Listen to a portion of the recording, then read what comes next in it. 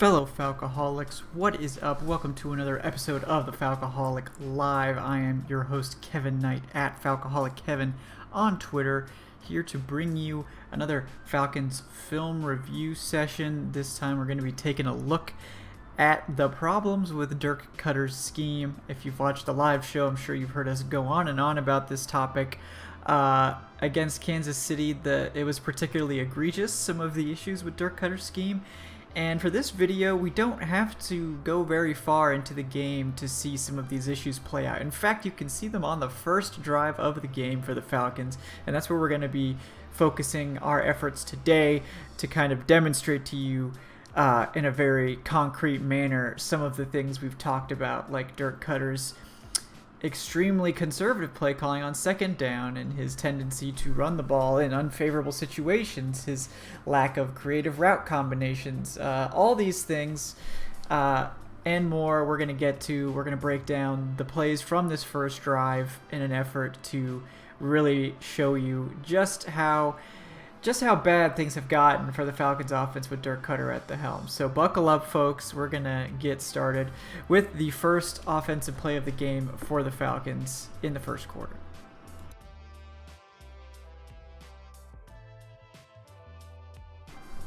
All right, so this is the first play of the game for the Falcons. 1st and 10 from the Atlanta 25 after the touchback. The Falcons are going to be coming out in 21 personnel, which, as you guys remember, there's two running backs. So you got Todd Gurley and the fullback Keith Smith, who counts as a running back for the purposes of this, and then you have one tight end here in Luke Stalker, along with two wide receivers. You've got Russell Gage down here and Calvin Ridley up here. So 21 personnel. So this play is pretty weird. If you guys remember this from the game, you'll remember that it's kind of a weird play where Todd Gurley runs out and catches a big pass.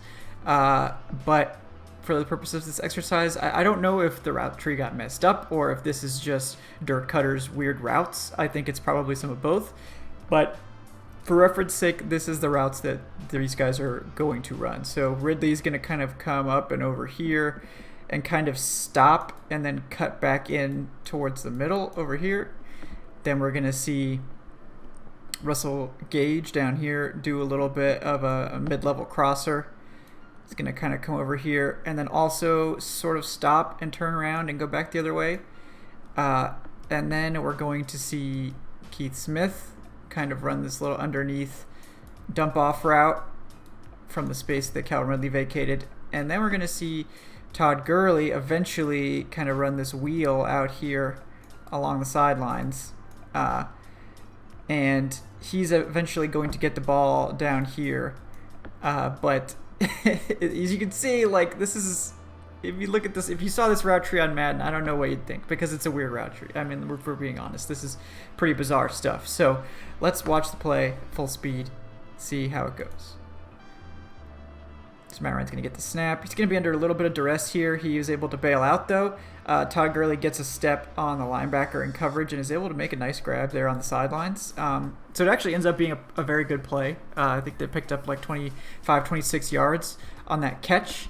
So yeah, I mean, a very positive play. Todd Gurley generally hasn't looked all that quick in this game or in any previous game this season, but he does manage to outrun the linebacker to the corner there and get that. And his hands have been pretty good for the most part. So this is a nice play for him.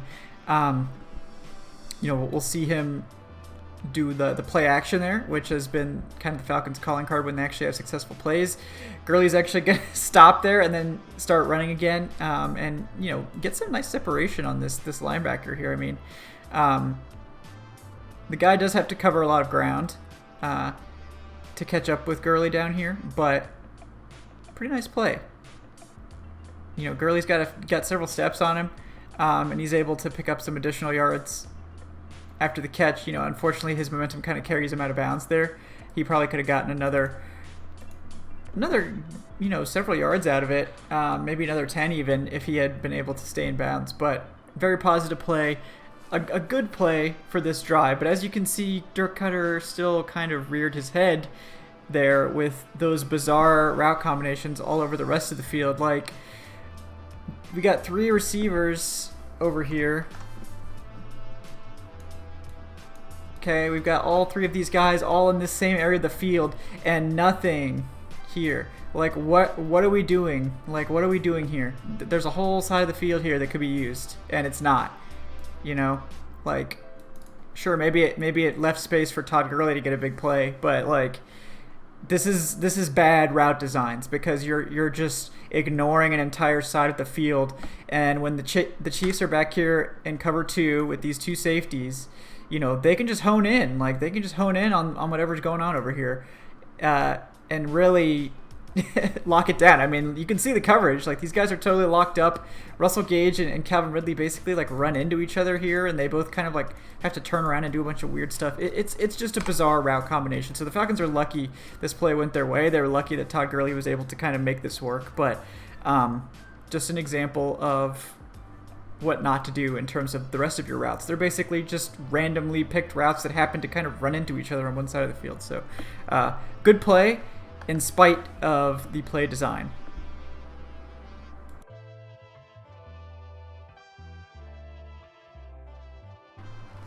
All right, this is the second play of the drive. It's another 1st and 10 after that big Todd Gurley reception, one of the few we've seen this year. You know, like I said, a weird play, but a successful one. So the Falcons are now already in Kansas City Chiefs territory. This drive has the look of a scoring drive. Falcons have been pretty good at scoring on their opening drives under Dirk Koetter. That's been kind of one of the bright spots because generally he's able to kind of script some plays to open the game, and these plays seem to work. So 1st and 10 here from the Kansas City 49. This is going to be a run play. So it's important to note also, guys, that this is the first start on the offensive line for Matt Hennessy at center and also Matt Gono at left guard. So, you know, neither one of those players was spectacular in this game. They're facing a very difficult test with Derek Nottie, who's a very good nose tackle, and Chris Jones, who is arguably the second best defensive tackle in the NFL behind Aaron Donald. And those guys are going to be, you know, here and here. So those are 2 huge threats. Kansas City Chiefs D-line is no joke. So, you know, they had a tough test in this game. The run game actually worked pretty well. It doesn't work particularly well here. And it's because the run is not well designed, in my opinion. So we're going to get to that. But first, I'll break it down for you. So the Falcons are in 11 personnel here. So we've got 1, 2, 3 wide receivers. We've got 1 running back and 1 tight end. So that's 11 right there. This is the most common formation in the NFL. Teams run it all the time. It disguises what you're doing well, and it gives you a lot of flexibility with the plays you want to run. So on this play, it's going to be a run. So we're actually going to see Jake Matthews go out for this second level block here on the linebacker. We're going to see Matt Gono and Matt Hennessy double team the nose tackle Derek Nottie briefly, and then Hennessy's actually going to break off and go to help with Chris Jones. Lindstrom's going to just try to block Chris Jones like straight up, which is, you know, Lindstrom arguably the Falcons' best interior lineman, definitely with Alex Mack out, so it makes sense that if they were going to give a one-on-one matchup, it would be him. That's still a difficult task for any guy. And then Caleb McGarry is going to come out here and block this guy, while the tight end is going to come and cover the backside block, which hasn't been something that's generally worked well for the Falcons this year. But, you know, they're intent on doing that, so whatever. And then Ito Smith the play is designed to go behind Lindstrom. So he's going to take this handoff and try to punch it in right behind Lindstrom, right in this kind of hole here. And that, if you haven't noticed, is right where Chris Jones is sitting. So would I decide to run directly at my opponent's best defensive player? You know, probably not. I'd probably say let's not do that, particularly since we suck at run blocking. But whatever, let's watch the play.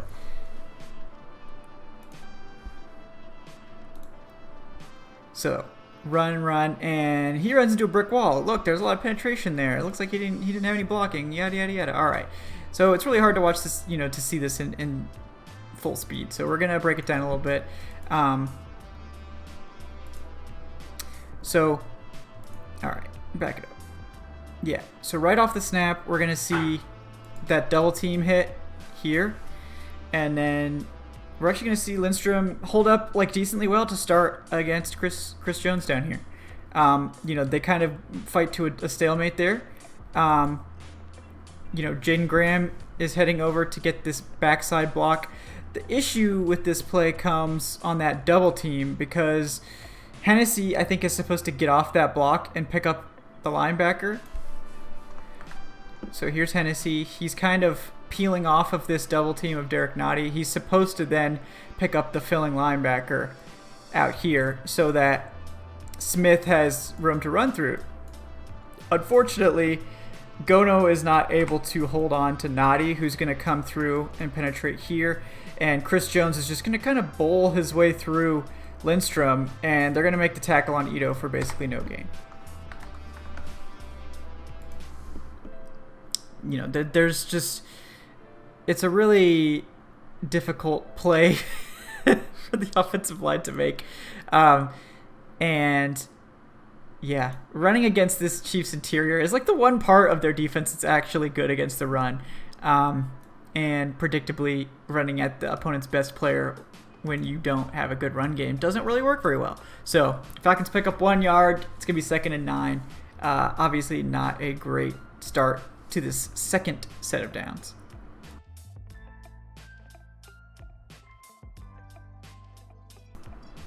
All right, third play of the drive. Still lots of hope. It's only 2nd and 9. We still got this, right, guys? Definitely. None of us know what Dirk Koetter has got cooked up for us here on 2nd and long. At least it wasn't a run, but it was the next worst thing, which is screenplay. That's just poorly executed and poorly designed. This play is gonna do a lot of things that I find personally very dumb. We're going to get to those, but first I'm just going to let you watch the play and then we'll break it down. So we do have this little, you know, wee little trickery here from Russell Gage. He's going to run out and back, and then he's going to catch this screen and immediately get tackled for a loss. You know, no one was surprised by that. And the reason is because Gage literally telegraphed exactly what he was going to do by that little pre-snap motion. So this is how the play starts. We're going to see Russell Gage, you know, run down here like he's going to go to the backfield. And then he's going to run back to where he was standing before, you know, just because. And then he's going to kind of run this underneath and catch the ball here for the screen. Meanwhile, we're going to get a block here by this receiver. Jake Matthews is going to pass protect and block this guy. Matt Gono is actually going to kick out and pick up this blocker on the second level. Actually do a pretty good job, honestly. The problem with this play is that it's asking Matt Hennessy, so you're asking your rookie center, who's this is his first start, against a very good nose tackle in Derek Nottie, to block Nottie first of all, then like shuck him, and then get out and make a block in space on this other linebacker to prevent him from closing in and shutting down your screen. And if you hit this, if you like do this, then maybe this could be a successful play. But you can already see how busy all these little lines look here. And that should tell you everything you need to know about the success rate of a play like this, because there's a ton of moving parts here. Not including that little silly run back that we saw before the play, which did absolutely nothing. It was just, I don't know if Dirk Koetter thinks that it made him look smart. I don't know. But, you know, you can see how confusing this whole graphic looks, and that should really tell you everything you need to know about this play. So we're going to see Gage do his little run back and forth nonsense there. Okay, cool. All right, so at the snap, you know, there's a lot going on. There's a lot of routes being run. And like I said, like, Matt Gono is actually going to get out here and make this block well. Like, he's able to get out there on the move and make it. And I believe this is, I can't exactly read that. I think that's Blake. But Blake is going to come in here and make that block too. So the key player on this play is this linebacker.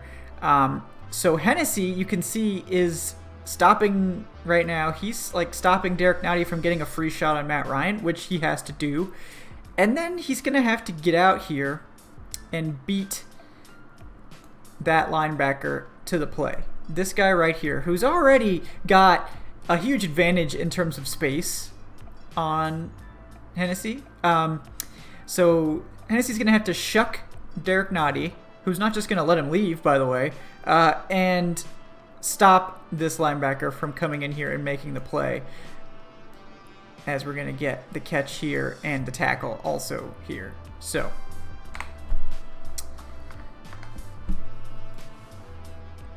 we're going to see Christian Blake and Matt Godin actually make their blocks. So there is some space here, but like Hennessy, he doesn't have a chance to get there. He would have needed probably another second. Like, if you just look at the angle here, like, there's a chance this could work. There is, but like Hennessy needed to be like already here. Like, he needed to be a good, few yards further downfield so he could block this off. As it is now, like, if he gets there, it's going to be like a backside block or something like that. Like, this linebacker is going to be faster than Hennessy, so Hennessy needs some sort of advantage on this play, and like asking him to block a nose tackle one-on-one and shuck him and then get out in space to make a block on a linebacker where he's got to cover, he's got to cover a good 6 or 7 yards at least after he gets off that block right there. With the linebacker having, a 5-yard advantage on him, I just don't think you're really setting up your offense for success with plays like this. I just disagree with it on a deep level. And I also disagree with the cowardice of running these routes short of the sticks on second down. Because, maybe this play gets a first down, maybe, but you're asking all those pieces that I illustrated to go right, and you're also risking a play for a loss if the play is read correctly, which it is by the Kansas City defense, and that's exactly what happens. It's a tackle for loss, and the Falcons are in an even worse situation than they were. So now they're going to be staring at a 3rd and 10 after that joke of a second down play. Dirk Koetter's second down play calling is the best in the league at being embarrassing, folks.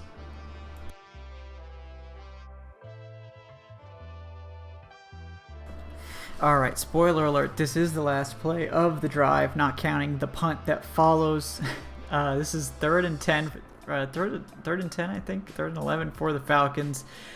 After that spectacular Todd Gurley play, the Falcons have now had a run for 1 yard on first down and a screen for a loss on second down. So now they're facing a 3rd and long.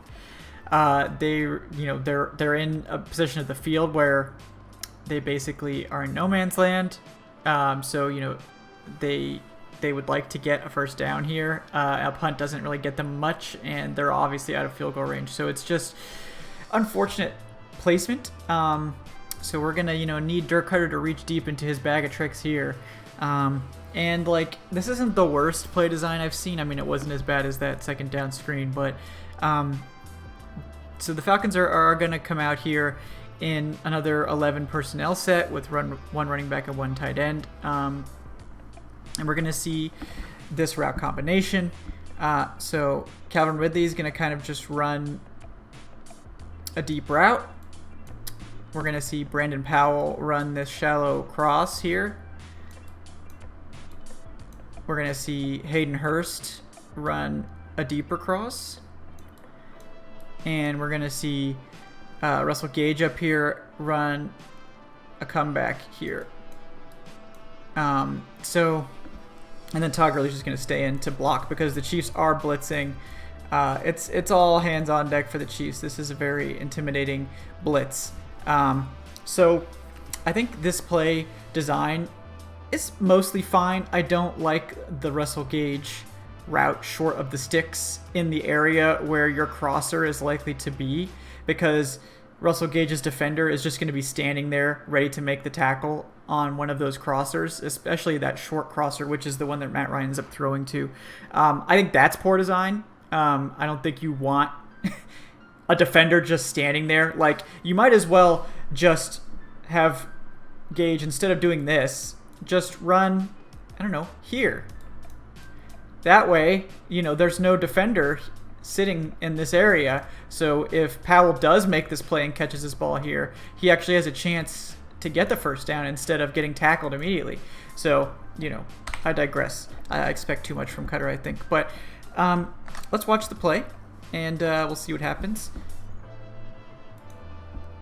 So Matt Ryan's going to immediately be under pressure, and he just has to kind of chuck it to Brandon Powell there over the middle, who doesn't come down with the ball. But it wouldn't have mattered if he did, because he would have been tackled immediately and wouldn't have got the first down. He was way short of the sticks.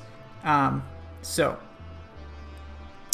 first of all, the biggest problem with this play is the pressure that Matt Ryan's under almost immediately. It's a big blitz. I mean, this is no joke. So we're actually going to see rookie center Matt Hennessy actually handle his business here pretty well. He's going to lock up his guy, and that's going to be mostly fine. However, Matt Gono is going to whiff pretty hard here. Matt Gono whiffs hard, and that's going to produce instant pressure. And Gurley's not going to recognize it. Gurley probably has the responsibility to pick up a linebacker in like this area here.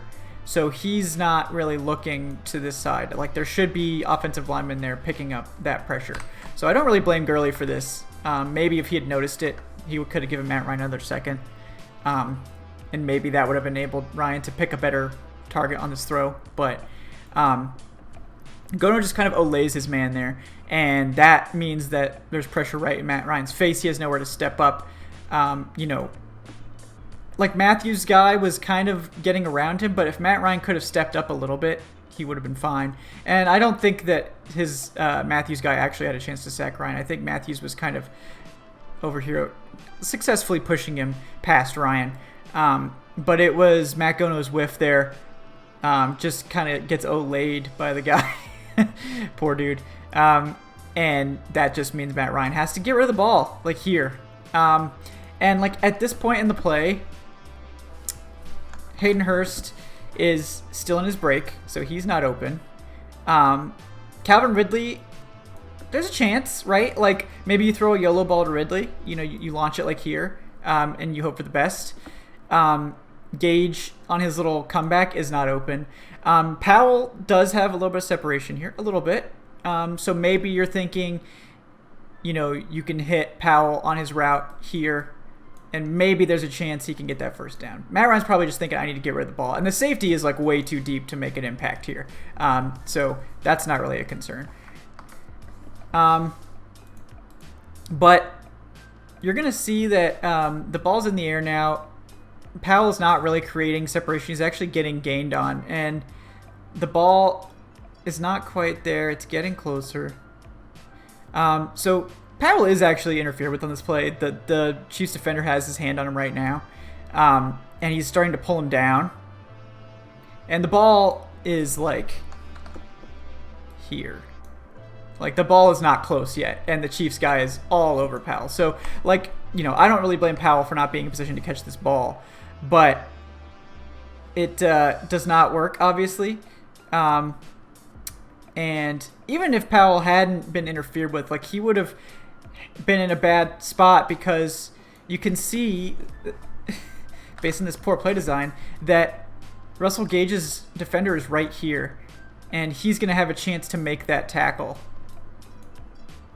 before the first down marker. The safety is ridiculously far back, so he doesn't really have a chance. But like, I just don't think this play had a chance of working with Powell there.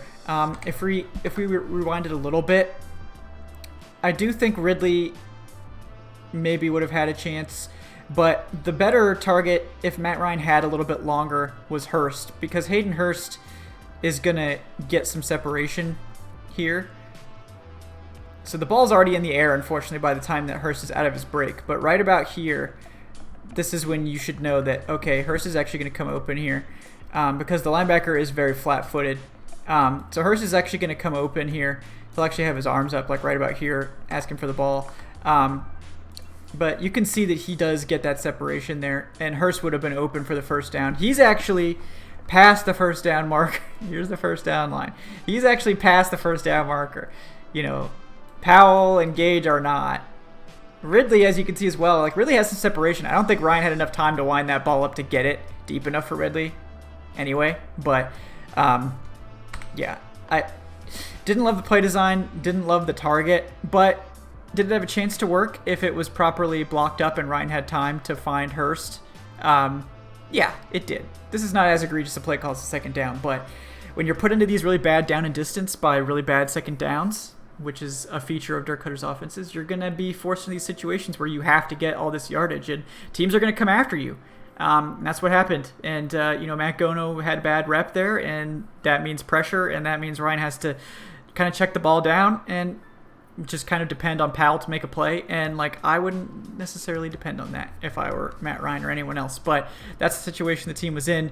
Falcons get a great 26-yard big play, get on Kansas City's side of the field, and lose yardage after that and end up punting. So basically, in a nutshell, the problems with this Dirk Koetter offense, ineffective runs on first down and bad plays on second down, leading to really difficult third down situations. Well, folks, there you have it. Breaking down the big problems with Dirk Koetter's scheme, and the big one for me was very much illustrated there. We have a very cowardly conservative scheme, particularly on second down, and I'm going to be doing a deeper dive into more of the statistics that shows this. I could cherry pick any drive in any game and make a case for something. This is an example of this. I do plan, like I said, to do a more deep dive into the statistics that show just how poor the scheme is on second down, which is, if you're wasting second down, which is the second most frequent down you're going to face in the NFL, you're just handicapping your offense. This conservative playing for third and short style, it doesn't work in the modern NFL, and it's outdated. And we also saw some of his other shortcomings, which are that I don't think he's particularly creative or intelligent with how he designs route combinations. There were a lot of examples in there. The comeback route right in the area where you're expecting your crossers to occur. Not utilizing all areas of the field with your route trees. I could go on and on about it, but it's a disappointing performance from Koetter, especially considering that the defense managed to hold the Super Bowl champion Chiefs, arguably the best offense in the NFL, to just 17 points, and the Falcons only managed 14 of their own. Just really disappointing stuff. But we only got a few more games left of this. The draft pick is high, and there's a lot to look forward to in 2021 and beyond with this team. Mercifully, the season will be over soon. So thank you guys for tuning in to this video. If you enjoyed it, please like and subscribe for more of our Falcons content. We have a live show every Wednesday at 8:10 p.m. Eastern. That's a lot of fun. We take live questions and that sort of thing. And we have one more post-game show this season. It'll be on Sunday after the conclusion of the game, so you want to check that out as well. Join us on Discord. Our community Discord. The link is in the show description. And check us out on Patreon. We're going to be doing some cool stuff in January. We're going to be having an exclusive Q&A session, a live stream for our patrons only. That's going to be a lot of fun. And we're going to be letting our patrons vote on what videos they want to see next, so you guys can have a real say in what sort of video content we're doing, what sort of videos you want us to prioritize, what prospects you want us to look at. That sort of stuff. So if you're interested in that, check out the Patreon. That's patreon.com/Falcoholiclive. Other than that, guys, again, thank you for tuning in. We really appreciate your support and everything you guys have done for us this year. The channel has really taken off, and we just appreciate everyone for tuning in every week. So until next time, guys, I'm Kevin Knight at Falcoholic Kevin on Twitter. We'll see you on Wednesday.